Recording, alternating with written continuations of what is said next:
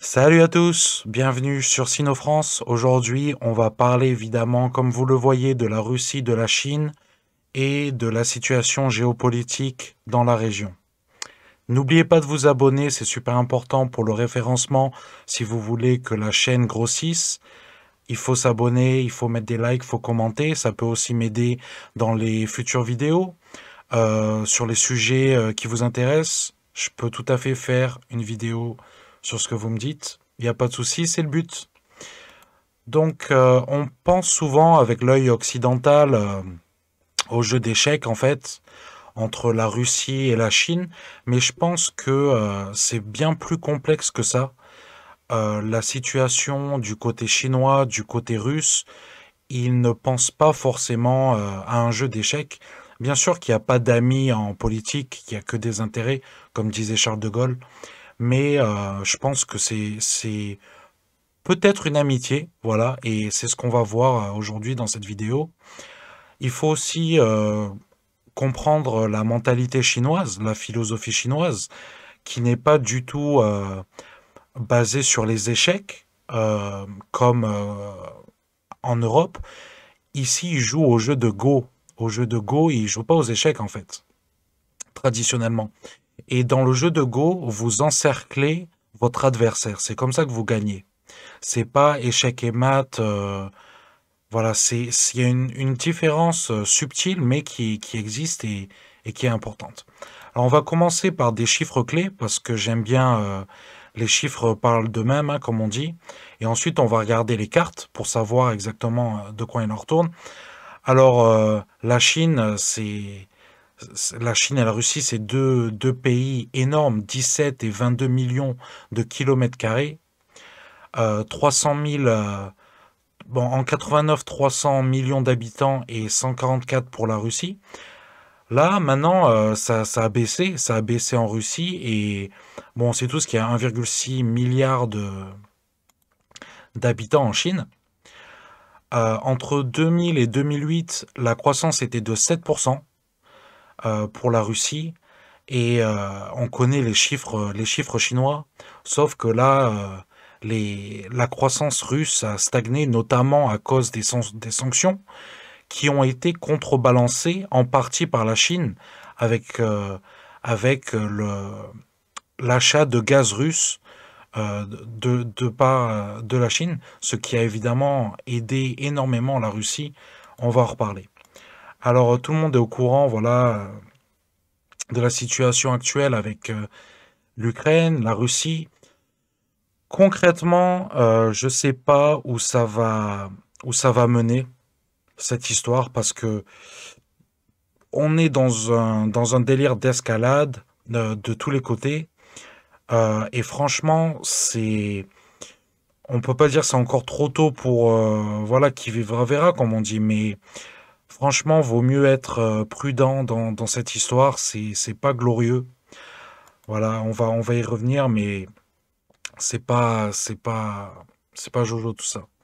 Alors derrière moi aussi, là je voulais vous dire, c'est la station de Nanshan. J'ai fait une vidéo dessus d'ailleurs. C'est la meilleure station à côté de Pékin. Donc que j'ai mis, j'en ai profité pour faire une petite vidéo de fond là. Donc voilà, ça va nous accompagner tout au long de cette vidéo. Alors les interventions militaires russes depuis 91, ce qui va nous éclairer sur est-ce que la Russie, entre guillemets, on peut leur faire confiance, qu'est-ce que militairement, est-ce qu'ils sont pacifiques, etc. Donc bon, les guerres de Tchétchénie, ça, tout le monde s'en souvient, russo-georgienne, dans le même esprit. Ensuite, plus récemment, il y a eu la Crimée, l'annexion de la Crimée. Donc la Russie qui a pris la Crimée en 48 heures en fait.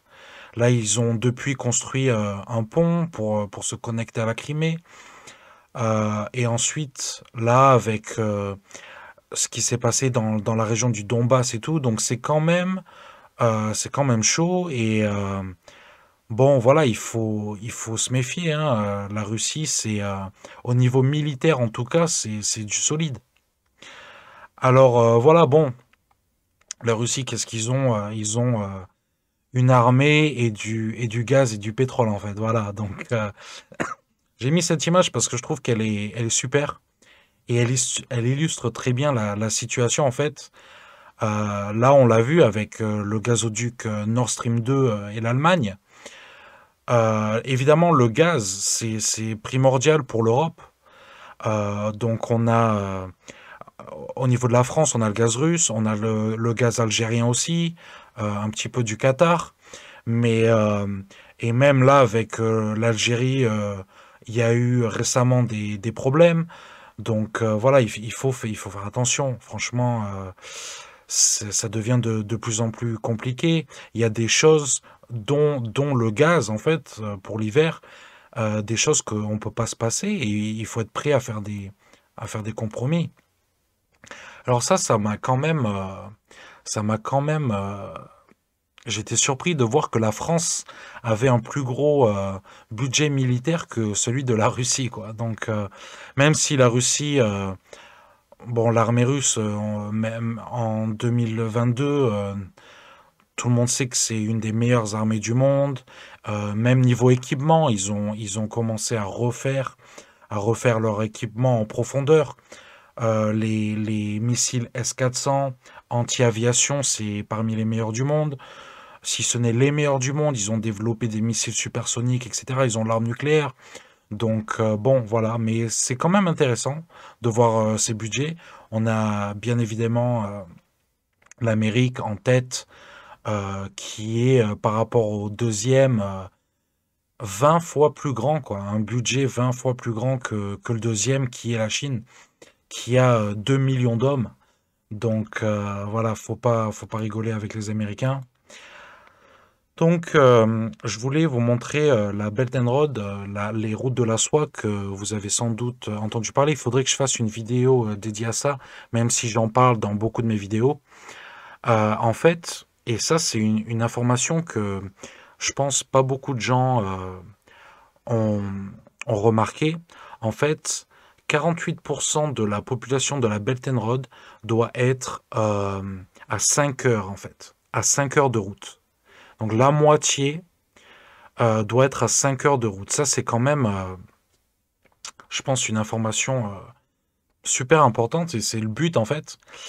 Donc, on parle de 62%, pardon, de la population mondiale dans cette zone, 34% des marchandises mondiales et 31% du PIB mondial qui va être impacté par cette route de la soie, cette nouvelle route de la soie. Et en fait, je pense que c'est même plus, quoi, parce que si ils arrivent à connecter l'Asie, l'Europe et l'Afrique, il manquerait plus et bon, l'Océanie qui est dans le coin, il manquerait plus que l'Amérique, en fait. Donc ce serait quand même énorme. Alors évidemment que la Russie a un énorme rôle à jouer dans cette nouvelle route de la soie, même si évidemment c'est pour tout le bénéfice va à la Chine. Mais en tant que pays, on ne peut pas refuser des infrastructures, en fait. Et c'est ça que la Chine va apporter. Des routes, des trains, des avions, des routes commerciales, en fait, et les infrastructures qui vont avec, des ports. Donc, si toi, tu es au Sri Lanka, bon, c'est ce qui s'est passé, tu veux un port, bon, ils vont te le donner. Là, on sait que la Russie veut développer les routes du nord de l'Arctique maritime. Eh bien, peut-être que la Chine va financer, tout simplement. Donc, c'est plus ou moins gagnant-gagnant.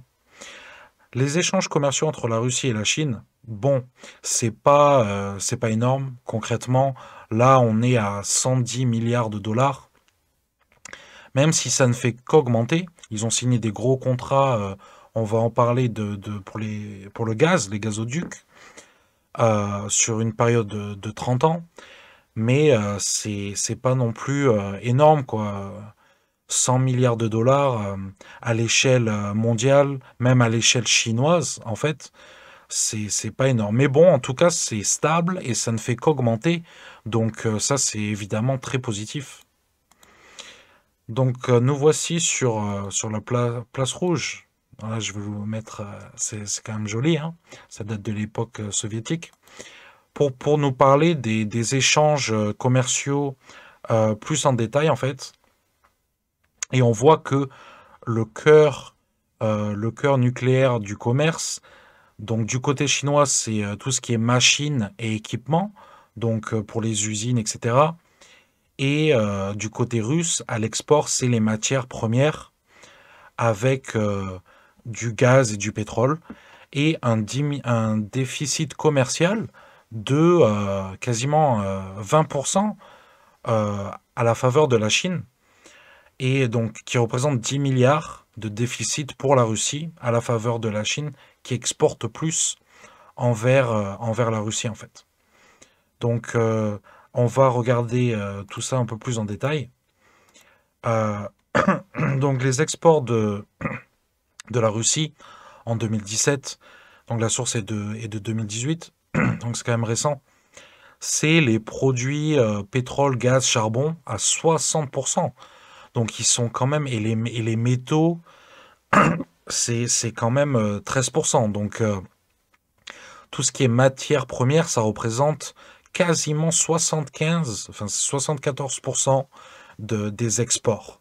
Donc ils ne produisent pas grand-chose, même tout ce qui est agroalimentaire, même le bois, on voit que le bois c'est 3%. Donc voilà, on est quasiment à 80% de produits naturels, de ressources naturelles. Il faut évidemment qu'ils se diversifient parce que là, ça va être compliqué d'être trop dépendant sur un seul domaine. Évidemment, c'est pas bon. Alors voilà, les exportations russes comparées aux exportations chinoises, donc ça revient au graphique précédent, on voit que c'est stable, c'est linéaire et ça se suit en fait, voilà.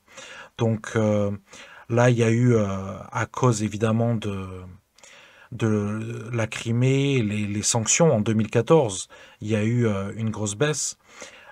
Mais là, ça repart à la hausse en fait, et ça revient au niveau de 2012 en fait, d'avant les sanctions. Donc bon, il faut savoir quand même que la Chine, pardon, la Russie a un grand problème de territoire et que récupérer la Crimée pour eux, c'est quand même sur le long terme, c'est extrêmement important.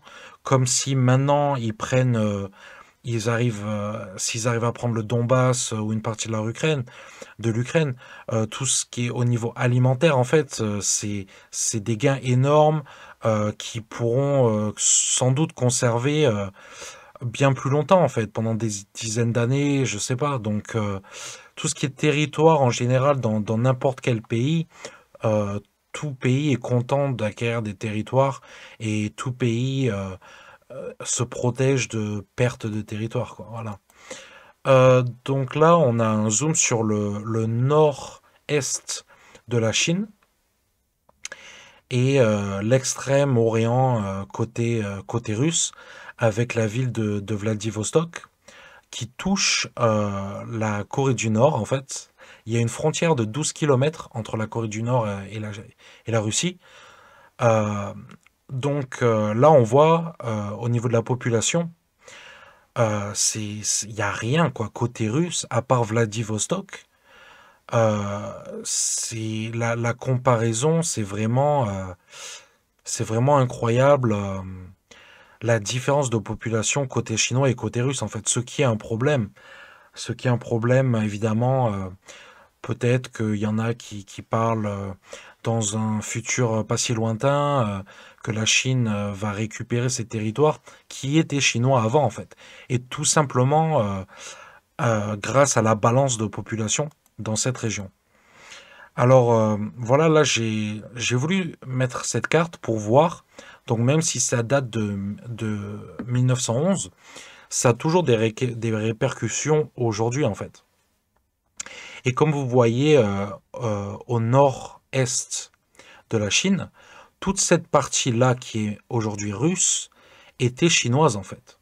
Et même si le gouvernement chinois aujourd'hui n'en parle pas, a tourné la page, En fait, les gens dans le Dongbei qui veut littéralement dire nord-est en chinois, se souviennent de cette époque parce que, évidemment, c'était en 1911, ils ont des grands-parents, des arrière-grands-parents qui étaient dans cette région. Il y a eu une migration ensuite de population. Et on voit aussi que la Russie, à l'ouest de la Chine, a récupéré des territoires à cet endroit-là aussi. Donc en fait, la Chine a perdu énormément de territoires par rapport à la Russie, qui elle en a gagné énormément. Et c'est vraiment bénéficiaire. C'était bénéficiaire pour la Russie. C'était une époque où la Chine était vraiment faible. Euh, voilà, et d'ailleurs, il y a eu Port Arthur qui est juste à côté de Pékin. Si vous regardez sur la map, sur la carte, Port Arthur qui était un port russe, en fait, à quelques centaines de kilomètres de Pékin, ce qui aujourd'hui pourrait paraître invraisemblable, en fait. Donc, et ils ont même construit un chemin de fer reliant la Russie à Port Arthur. Donc, c'était le siècle des humiliations qu'ils ont appelé les Chinois. Bon, bien sûr, aujourd'hui, c'est plutôt le contraire. C'est la Chine qui est le grand frère de la Russie, à quasiment tout point de vue. Donc, voilà, mais bon, c'est important l'histoire, c'est important. Euh, donc, de garder ça en tête. Et ici, on voit l'évolution du vote, en fait, parce que la Chine est un membre permanent de l'ONU. Et en fait, jusqu'à 91, la Chine, on le voit, était plutôt alignée avec la France, le Royaume-Uni, le côté européen, en fait. Car à cette époque-là, l'Europe, pour la Chine, c'était vraiment le modèle à suivre, en fait. Et les États-Unis, plutôt le frère ennemi, quoi. Bon, ça l'est toujours, hein. Mais à partir de 91 jusqu'à 2020, donc là, ça fait 30 ans qu'on le voit sur le diagramme ici, que la Chine se rapproche de la Russie au niveau des votes à l'ONU, en fait. Donc ça, c'est très important.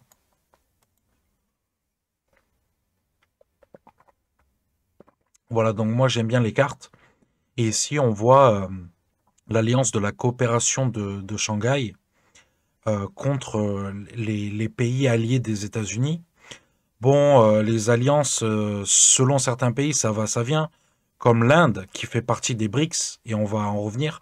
Donc les BRICS, c'est Brésil, Russie, Inde, Chine, Afrique du Sud. Et on sait très bien ce qui s'est passé avec l'Inde. Récemment, il y a eu des conflits, il y a eu 20 morts côté indien, 4 morts côté chinois, au niveau de l'Himalaya pour des problèmes de frontières. Donc, bon, mais tout ça quand même, ça compte parce qu'il y a quand même des résultats concrets.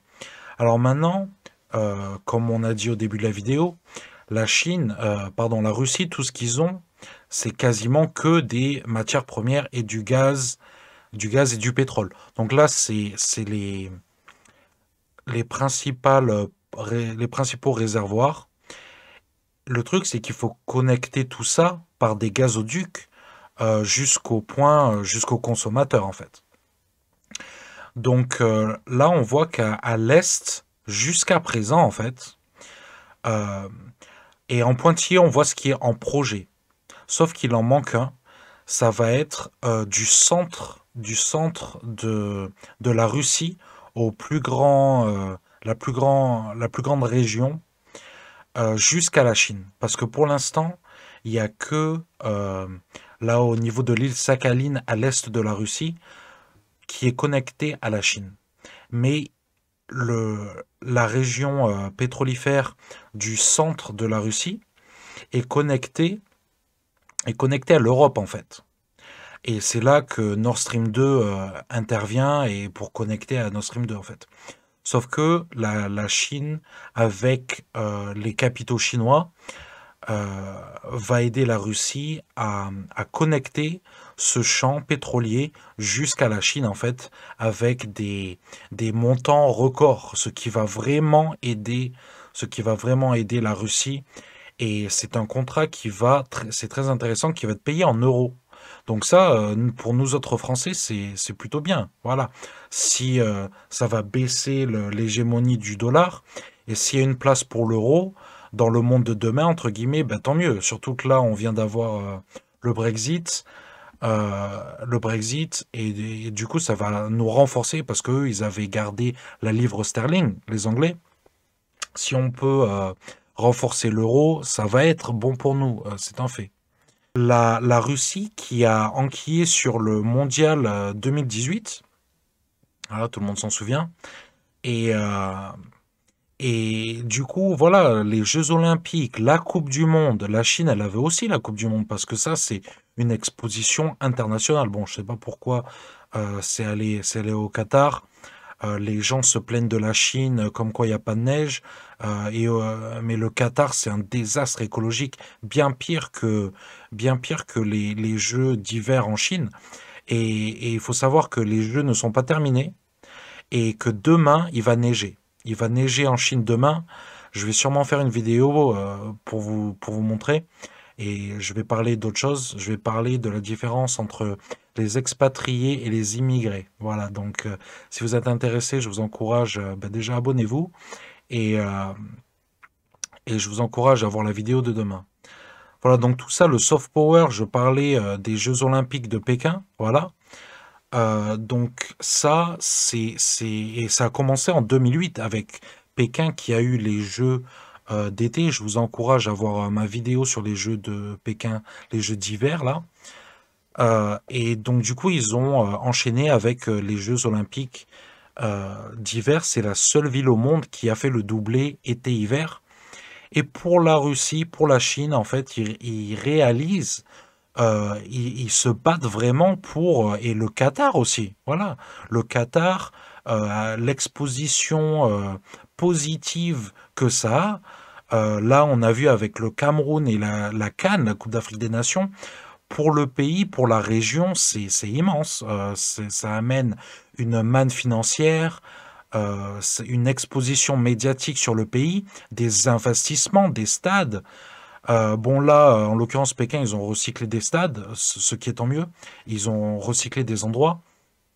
Donc, euh, donc voilà, là c'est vraiment la Russie, la Chine gagnante à fond au niveau du soft power, quoi. À ce niveau-là, ça c'est clair.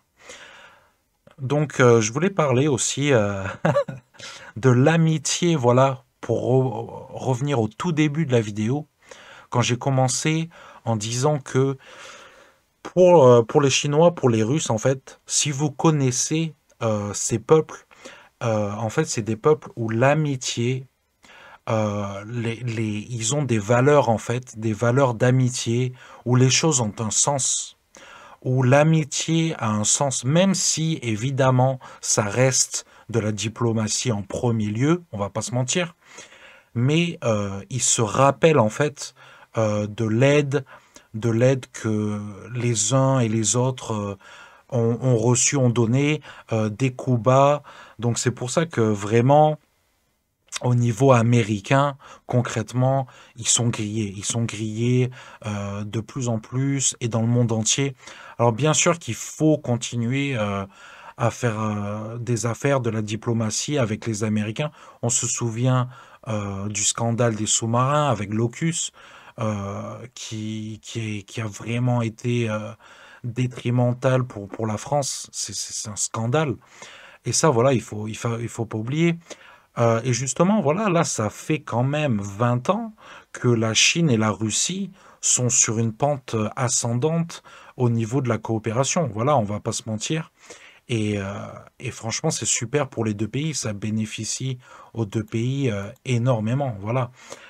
Euh, et le summum, la preuve de cette coopération, de cette amitié, on a eu Poutine qui a, qui a fait un anniversaire surprise à Xi Jinping. C'est quand même énorme. C'est quand même énorme.